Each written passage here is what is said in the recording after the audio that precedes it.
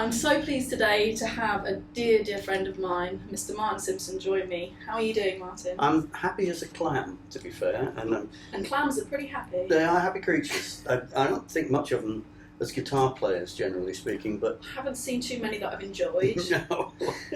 But I'm very happy about this, obviously. This is the guitar that Rosie made for me after the previous guitar, which was a story in itself. It was, wasn't it? So I had a guitar that I built for a big show in California, pretty much of this identical spec, and it was around January 2020, and we all know that was the last final party before we all got put to bed for a couple of years. Yeah. That came back from California, and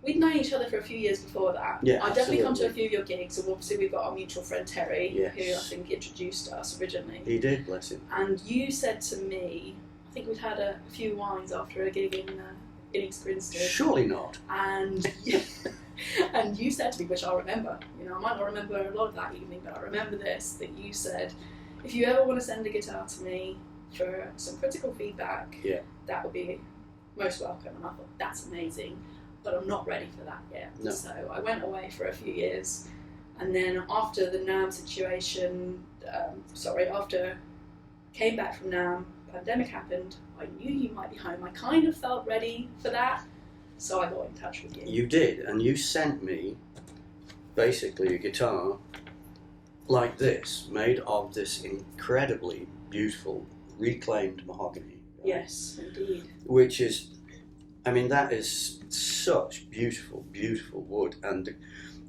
aesthetically this guitar is fabulous. I think the contrast between the mahogany and the sycamore and the spalted beech, which is here, and you said that you were very much into the mahogany sound at that time. Yeah. And what is it about the mahogany sound that? Well, I've always really, really liked good 0018s, OM18 kind of thing. And I've always really liked this. D18s are great sounding guitars. I think that in a sense, for me, and I can't. We're now into the realm of wine tasting. Yes, aren't we? this is very true. This has a big shaggy nose. This guitar. There is something about the dryness of mahogany that I really, really like. And when I got the previous guitar to this, I went, this is fabulous. This is, aesthetically, it's beautiful guitar. It plays beautifully, and it sounds great. And so I told you that I wanted that guitar. Yes. Basically, I'd taken some time to really think about it. I didn't want to go, must have it. But then the more I played it, the more I thought, must have it. And then what happened, of course, was a nice man in Korea that had already paid. So it was where those things just collide, where I'll send it to you, but this guy suddenly was interested, but I'll send it to Martin anyway because you're just going to give me some nice feedback and send me on my way. Exactly. And then, And I actually ended up using that guitar on home recordings. Yes. And it ended up on the cover of the record Home Recording. Alongside your most beloved... my blessed old cat, Heidi, who left us shortly after that. So, basically, when that guitar went to South Korea, you started to make this. I did. And I remember thinking, because I disappointed you so greatly with the previous one, I wanted to make this one even better by adding some things that I thought you might enjoy, because I know we've spoken many a time about your love of nature and your love of walking through trees, and so to bring in the element of the English decorative woods like the spalted beech and the oak in the binding scheme, I thought that just on a deeper level might just resonate. Well, it does. It resonates on every level, literally and metaphysically. And we had quite a bit of fun. I had for years and years and years, my pickup choice was a Highlander IP2 under the saddle. Yes. Tied in with a bridge plate transducer, McIntyre Feather, for quite a long time. And then all of a sudden, this situation occurred where the lady who had been the head of the company, Highlander, just basically got in touch and said, you know what, I've had enough and nobody wants to take it over, so I'm just going to cease and desist. Yeah. And I was heartbroken because I so much associate my sound with that. Yeah. And what happened was that I started to have to look for alternatives, and the basic alternative seemed to be the K&K Trinity. Yeah. So this guitar has a K&K Trinity in it, but like the Taran, which I play on stage, which has become my kind of, it's so dependable, the sound of that guitar, but that's what I use on stage. It's a K&K Trinity, which when I first got it, I went, this is great. But it doesn't sound like me because it doesn't have the bite, you know. Same with this. And so basically, we experimented. Yeah, and we tried because I remember you spoke to John Smith because he uses a magnetic pickup, and we tried a Fishman Neo D originally. Yeah. But they just found that was a bit one-dimensional? Yeah, I didn't enjoy it, you know. So fortunately, I had found a couple of IP2s. That's right, because originally it was the IP2 and the Fishman. So the K&K went in afterwards, because I think that's when you were just experimenting and finding what might work. So my friend Stuart Palmer finessed the Highlander installation, because a lot of people actually, it's fair to say, hated installing Highlanders. I would also vouch for that. Yes, quite. I don't wish them ill by saying I'm not too displeased that I don't have to install. No. That I have to install. Rory Dowling wouldn't do it. Yeah. Stefan Sobel was the one guy. Yeah. Who just went, no, I know how to do this. Okay. Yeah. So, actually, to be fair, Roger Butler at Final, he would do them too. But, most other people just went, are you joking? How do you get this thing to balance? You know? Right, yeah. So you put that in, and it sounded fantastic, and I went like this. Oh, that's brilliant! And then I went, ping, ping. Yeah. So we gave it to Stuart Palmer, and he just, you know, he made those treble strings sound like they do, which is, well, that's nice. I like that. There's so much tone in that. You know, and it deserves to be. Well, those high overtones. Yeah.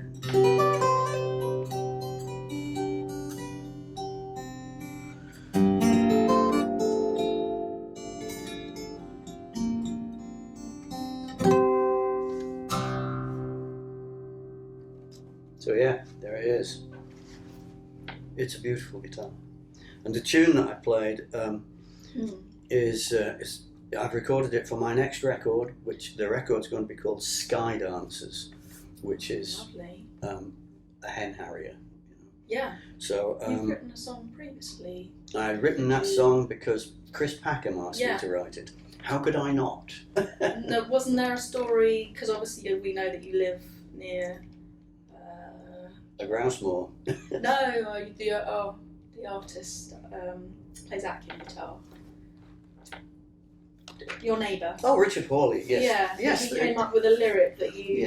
Yeah. We were sitting out the back of our house one evening, and we'd been yakking about guitars and drinking wine, I have no doubt, and Richard looked at the evening, and there's some avian activity, I can't even remember what it was, but he just looked at it, and he was in his cups, and he turned to me and he looked at me very earnestly, and he said, "The bird completes the skyline." And I looked at him very earnestly and said, "You absolute bastard." And he said, "No, it's all right." He said, "You can have that." Nice. Which was, you know, he doesn't need a line about birds like that.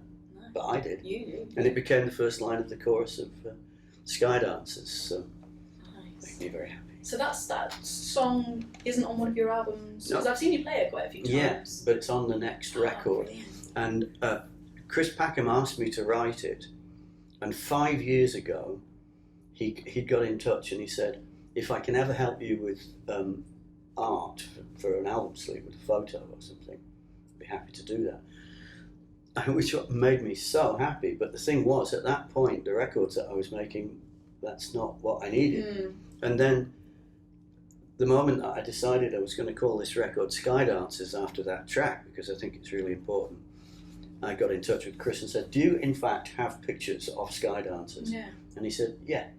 So he's giving me the photograph, which will be the sleeve. Wonderful. Which is makes me really happy because I admire him so much, and it's Yeah. great to be able to use that. Brilliant. Yeah. Do you find, obviously home recordings was a very particular time and a place to create an album like that? Do you think now that is this going to be a different album because it's just different circumstances? Well, it's different in lots of ways, and I've been playing with the Magpie Arc, playing electric guitar, and there was a part of me that went, oh, maybe I'll play some electric guitar on this record, and then I went, no, actually, it's not what I want to do at all. What I want to do is make it a fully acoustic record, but I want to introduce other people playing different sounds. So I've got Andy Cutting playing the diatonic accordion, who's brilliant, and Liz Hanks playing cello, who's fabulous. Liz is really funny. She's just put out a solo record of her playing the cello, which is based entirely in Sheffield, and it's about the land. It's wonderful. And when she's not playing with me, latterly she's been playing with Liam Gallagher, Pulp, and James. These massive rock bands, Yeah. And as a musician for them. as a cello player in her string sections. Fantastic.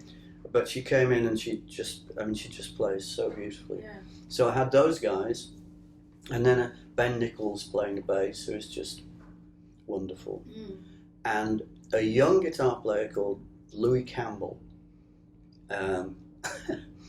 Louis was studying at the Royal Northern College of Music in Manchester, and he'd been playing with the youth folk orchestra. And Sam Sweeney said, why don't you go and take some lessons with Martin Simpson? And then Sam called me and said, I'm going to send this guy to you. And he arrived, this was like 3 years ago probably, and at that point he would have been 18 something. And he turned up and I said, so, play. And he played and I just went, oh my God, he's just so good. Okay. So incredibly musical. So I've watched him, grow up and get more musical, and now I've just, I'm taking the opportunity to play with him when I can. And he's wonderful. So he plays some guitar on the record. He plays some beautiful acoustic guitar, but he also plays some really kind of electric soundscapey stuff. Okay. And you find that inspires you to kind of go in new directions and I love to see somebody that young, that good, who can do stuff that I can't do that to save my life. I don't know how to do that. Yeah. And I've got with me in my shoulder bag here, I've got my studio log, which goes back to 2017. Okay. And it's, it has all the work in progress, bits of songs, lists of tracks that I was thinking of doing, lists of people that I wanted to play with. And in 2017, I put down the name of Greg Leese. Greg Leese being my absolutely favourite pedal steel player on the planet ever. Yeah. He's played with Joni Mitchell, he's played with Bob Dylan and Jackson Browne and Robert Plant and Alison Krauss on their previous record that they did. It's just fabulous. Well, it's Greg Leese playing pedal steel on Killing the Blues on that record. Oh yeah. It's perfect. Very nice. So I got in touch with Jackson Browne, who is friend of mine and asked him if he could possibly sing on a track. And he couldn't, because basically he sings in the same register as me, so he couldn't find a way to do it, you know. But at the same time, I asked him, please, would you ask Greg if he'll play on the record? And he did. Jackson took him into the studio and recorded 2 tracks. And they sent these over, flew them in, and then I had the pleasure of standing in the studio, singing the final vocals, listening to Greg Leese play the pedal steel on my stuff, and it's just bliss. Yeah. So it's a different record. It's a different sounding record. Oh, we very much look forward to listening to it. Me too. Yeah. Yeah. So, the track that I played before is it's a shanty actually, but it's one of those shanties that you go, well, you wouldn't get much work done to this. And what's the definition of a shanty? Well, a shanty is a basically it's a nautical work song. Okay. You know, shanties were generally used to keep people in time when they were doing things like hauling on a windlass or you know, raising sails, that kind of thing. And so what they have, well, I actually wrote this song. I'll sing you a bit of the song which follows the slow shanty, which I used as an introduction because I just think it sets the mood of the story which follows. So this is a complete. Nobody's heard this stuff. So this is what a shanty feels like. That's actually a work shanty. Billy Waters sailed the sea, sail on Billy, sail away, and a brave and bold black man was he. Sail on Billy, sail away. Billy come from New York town, sail on Billy, sail away, and he sailed the ocean all around. Sail on Billy, sail away. So you've got that, you know, that time which and that's interestingly the composition of that song was interesting as far as I'm concerned. Other people might be going, oh. But when I chose to write this song about this character Billy Waters, who's just a fascinating character, I wanted it to have a real sense of traditional music about it, and I listened to old commercial recordings from the 1920s a lot, you know, old blues things and old-timey music. And I've recently been listening to Uncle Dave Macon's version of a thing called Sail Away Ladies. And Sail Away Ladies was probably a shanty at one point, I think. But it has that form. So it goes, whenever I get my new house done, sail away, ladies, sail away. Gonna give my old one to my son. Sail away, ladies, sail away. And then it's got another bit which goes, don't she rock, daddy, oh, don't she rock, daddy, oh, don't she rock, daddy, oh, don't she rock, daddy, oh, don't she rock, daddy, oh, don't she rock, daddy, oh, don't she rock, daddy, oh.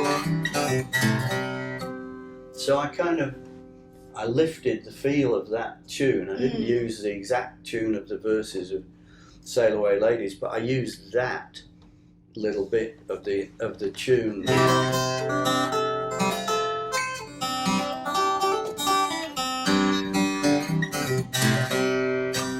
to represent the fiddle player. That is the character Billy Waters in the song. It's incredible.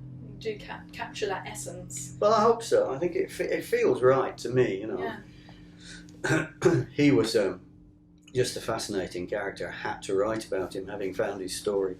A black American sailor in the British Navy, was doing brilliantly. The first ship that he sailed on for the British Navy was a transport ship, and the captain of the ship was Jane Austen's brother. Wow, I wouldn't have guessed that. Yeah. So I love that. So, you know, you can't get all the information in a song, but I do like talking about stuff so like that. So that bit got left out. That bit got left out, yeah. Well, everybody knows now. Well, yeah, there you go. So Billy was a fiddle player, and he was very badly injured in a fall on a ship called the Ganymede, which was a frigate. on which he was a quarter gunner and a petty officer, which meant that he was really, he was on his way up. But then he was on his way down, alas, and fell, and they amputated his left leg at the knee, and he ended up being a busker in London during the end of the Napoleonic Wars and into the beginning of the 1820s. And I just imagined him playing, his fiddle on the street, and that seemed like a pretty good representation of, what he might have sounded like. Yeah. But I don't know. Yeah. That's the wonderful thing about folk, isn't it? You get the start of the story, but not everything, and you can start to flesh out the details yourself. I mean, one of the things that strikes me about working with the repertoire that is available to me is sometimes I'll try and write a song and really struggle, and then realise that song already exists. So, for instance, I really, really wanted to write a song about how our current government dehumanises people, in order to divide society, but also in order to have an excuse to mistreat people. Yeah. It's really shocking. And I just couldn't write it. I couldn't find a way to do it. Yeah. And then I realised that Woody Guthrie had already done it with the song Deportee, playing Record Los Gatos, which is about exactly that. How people are dehumanised. And it's maybe one of those things that can only be truly evaluated, or not evaluated or understood, but with the time, you can see it a bit more clearly than when you're in the centre of it. Yes, when you're going. Yeah. So I'm very excited about recording and.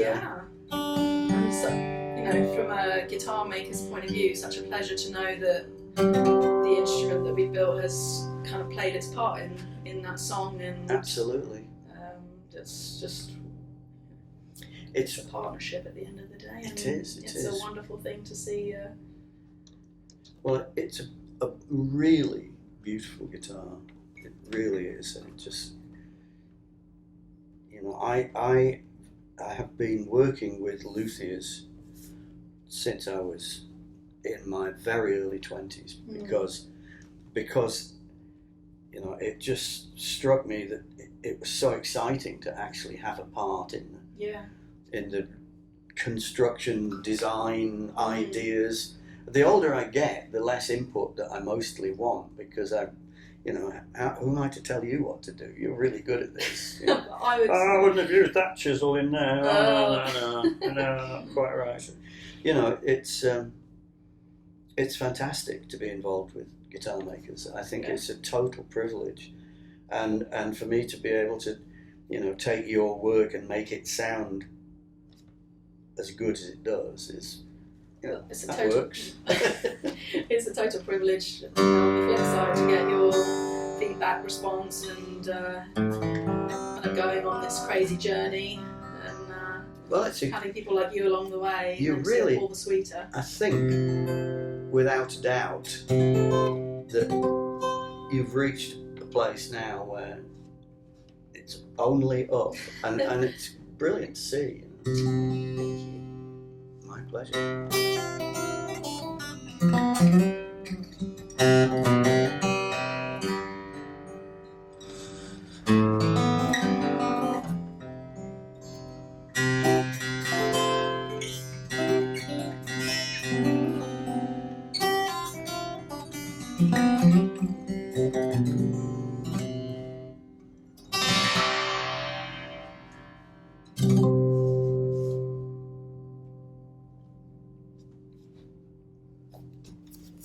I think our work here is done. I think so.